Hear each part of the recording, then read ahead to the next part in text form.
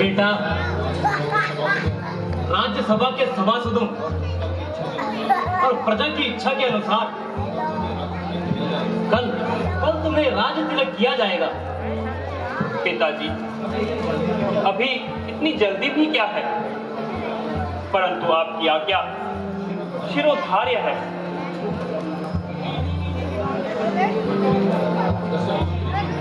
मंत्री जी, राज तिलक की समस्त व्यवस्था की जाए। जो आज्ञा महाराज। आज कितने सुंदर सब कण गोचर हो रहे हैं। हे अयोध्या नगरी, तू धन्य है। श्री राम जैसा वीर, धर्मात्मा और न्यायपूर्ण राजा मिल रहा है। मैं तो उस दृश्य की कल्पना कर रहा हूँ जब अयोध्या के राज दरबार में श्री राम और माता सीता विराजमान होंगे। भैया भरत महाराज का छत्र पकड़ेंगे, मैं और अनुज शत्रुघ्न महाराज की चरण वंदना करेंगे। भाई बात कर, ये सोचकर ही मन कितना आनंदमय हो जाता है। नारायण नारायण नारायण। देव ऋषि प्रणाम। हमारे यह भाग्य जो आपने इस शुभ अवसर पर दर्शन दिए। किस शुभ अवसर की बात कर रहे हैं लक्ष्मण जी? देव ऋषि, कल श्री रामचंद्र जी को अयोध्या का महाराज बनाया जाएगा। नारायण नारायण। किंतु लक्ष्मण जी, किंतु क्या देव ऋषि, आप रुक क्यों गए? बस ऐसे ही, मेरा मन भारी सा है। मैं क्यों देव ऋषि? अब मैं अपने मुंह से क्या कहूँ? जो होनी होती है उसका ज्ञान सभी को होता है। ऋषिवर, आप किस ज्ञान की बात करते हैं? कुछ स्पष्ट कीजिए। नारायण नारायण। बस अब रहने भी दीजिए लक्ष्मण जी। नारद जी, अब तो मैं अवश्य ही पूछने की हट करूंगा। ये लो, ये लक्ष्मण की आगे। यही आपकी यही जिद है तो सुनो। आप जिस खुशी का अनुभव कर रहे हैं वह केवल कुछ क्षण की ही है। वह कैसे? अब तो राज आज्ञा भी हो चुकी। सो तो मुझे भी ज्ञात है, तो आपके महलों में कुछ और भी मंत्रणाएं चल रही हैं। कैसी मंत्रणाएं देव ऋषि? आप स्पष्ट कीजिए। लक्ष्मण को यूं भ्रम में मत डालिए। तो स्पष्ट ही कह देता हूँ, कल श्री रामचंद्र जी का अभिषेक ना होकर भरत का राज्याभिषेक होगा। भरत का राज्याभिषेक? नहीं, कदापि नहीं। जब तक मेरी भुजाओं में बल है, मैं किसी की दाल नहीं करने दूंगा। चाहे संसार की शक्तियां मेरे विरुद्ध क्यों न हो जाए। सूर्य और चंद्र और तारे अपनी गतिविधि क्यों न बदल दे। दसों दिशाओं के दिग्गज और दिग्पाल अपनी गति से विमुक्त न हो जाए, परंतु मैं किसी की दाल नहीं करने दूंगा।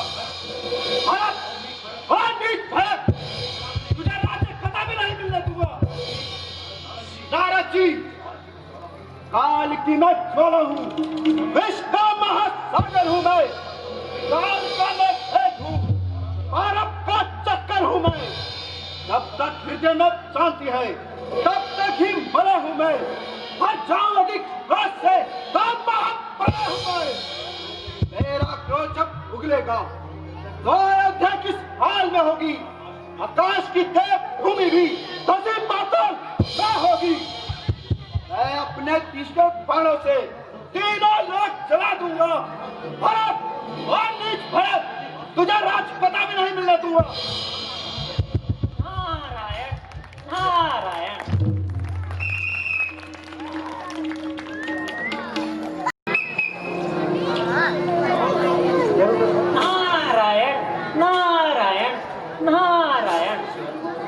ऋषिराज प्रणाम।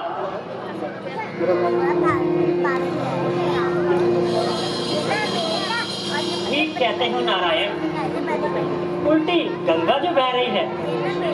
यह आप क्या कह रहे हो ऋषिराज? वही जो उचित है। आप अपने में ही मस्त है। हम चाहे आपकी बला से कष्ट ही क्यों न सहन करें। हमारे नारायण को हमें काहे की चिंता। प्रभु,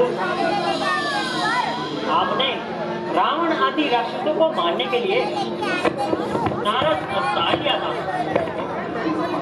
और पृथ्वीलोक में आकर सब कुछ भूल गए। नारायण नारायण। आप ठीक कह रहे हो देव ऋषि, किंतु रावण आदि राक्षसों को मारने का समय अभी नहीं हुआ। तभी तो कहा प्रभु, आपको अब समय का ज्ञान ही न रहा। तो क्या त्रेता युग का प्रथम चरण बीत चुका? हाँ भगवान, यही याद दिलाने तो मैं यहाँ आया हूँ। कल आपका राज्याभिषेक हो जाएगा। आप राजकाज में फंस जाएंगे तो कुछ न कर पाएंगे। उधर ऋषि मुनि वानर रूप में ऋषिमुख पर्वत पर आपकी प्रतीक्षा कर रहे हैं। इसलिए प्रभु, आप माता सीता और लक्ष्मण जी को साथ लेकर जंगलों में जाने की तैयारी कीजिए। परंतु अब तो राज्याभिषेक की घोषणा भी हो चुकी है और समय भी रात्रि का है। अब इस प्रकार से इस कार्य में बाधा डाली जाए। प्रभु, आप इसकी चिंता मत कीजिए। मैंने सब प्रबंध कर लिए हैं।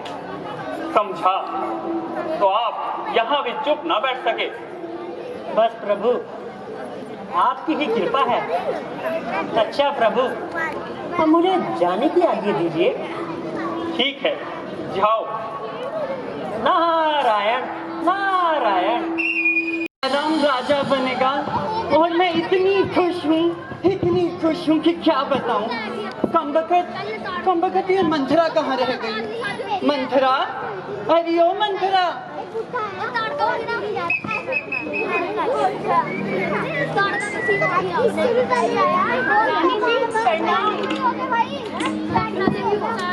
सुखी रहो मंथरा। आज तूने बड़ी देर लगा दी। क्या रास्ते में तुझे कोई मिल गया था? क्या बताऊं रानी जी, ऐसी बात सुनी कि मेरे तो पाँव तले की मिट्टी खिसक गई। अरे कमबख्त, जरा मुझे भी तो बता, ऐसी क्या बात सुन के आई है? रानी जी, क्यों समझ लो कि आपकी और मेरी शामती आ गई है। अरे कमबख्त, कुछ बता तो सही। कहीं तूने नशा तो नहीं कर लिया? मेरी भोली रानी, अरे ये भी कोई बात हुई? ना आपको पूछा और ना भरत जी को, और छठ से रामचंद्र को राजा बनाने का निर्णय कर लिया। महारानी जी, महारानी ने अयोध्या का राज राजा रामचंद्र को देने का फैसला किया है।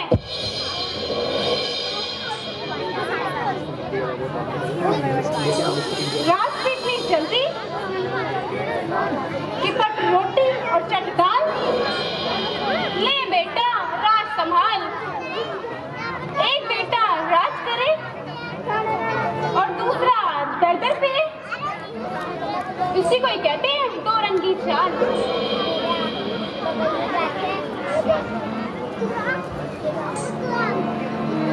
महारानी, बेचारे भरत की तो तकदीर ही फूट गई। हरि दुष्ट, बस यही बात थी। हद तेरा सत्यानाश हो। कमबख्त, अगर तू हंसी खुशी आकर यह बात मुझे बताती तो मुंह मांगा वर पाती। देव ने तो तेरी मति ही हगी है।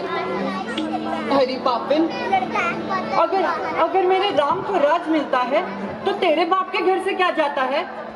खबरदार, ऐसी बात फिर कही तो मैं तेरी जुबान खींच लूंगी। रानी जी, आप कुछ भी कहो, आप तो महारानी हो ना, तभी तो बनावटी श्रृंगार में व्यस्त रहती हो। कुछ आगे पीछे का ख्याल है? आपने सभी को अपने जैसा समझा है, तभी तो राज राम को इतना प्यार करती है। जरा आज की रात गुजरने दो, सुबह होते ही क्या नेक नतीजे निकलते हैं और क्या फूल खिलते हैं, यह अच्छे से सोच लो, नहीं तो पीछे हाथ मलती रह जाओगी।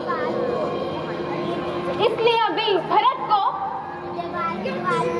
राज्य दिलाने के लिए जो भी कर सकती हो कर लो, बाद में पछताना मत।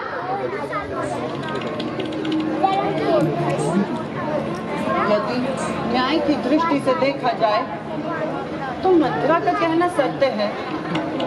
यदि राम को राज्य मिल गया तो मेरे पुत्र भरत का क्या होगा? वह तो केवल दास बनता रह जाएगा। भला हो बेचारी मथुरा का, जिसने समय रहते मेरी आंखें खोल दी, वरना मेरे बर्बाद होने में बस चंद घंटे शेष रह गए थे।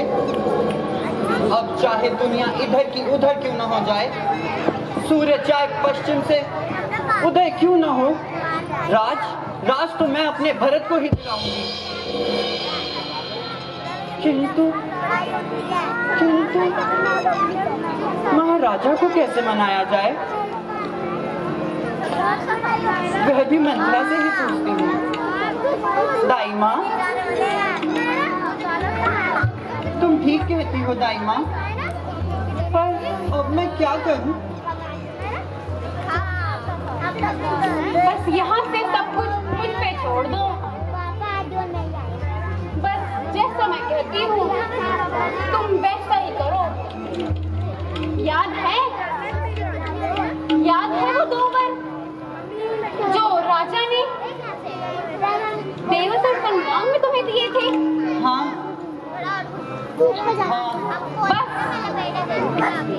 बस आज मैं मांग लो। एक वर्ष से भरत को अयोध्या का राज और दूसरे वर्ष से राम को 14 वन का वनवास,